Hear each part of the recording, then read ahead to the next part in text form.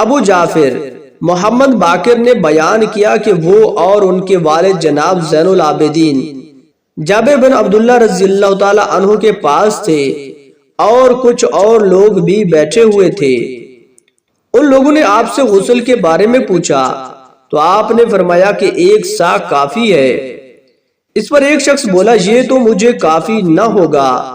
جابر رضی اللہ تعالی عنہ نے فرمایا کہ یہ ان کے لیے کافی ہوتا تھا جن کے بال تم سے زیادہ تھے اور جو تم سے بہتر تھے، یعنی رسول اللہ صلی اللہ علیہ وآلہ وسلم۔ پھر جابر رضی اللہ تعالی عنہ نے صرف ایک کپڑا پہن کر ہمیں نماز پڑھائی۔ سا کے اندر 2.488 کلو گرام ہوتا ہے۔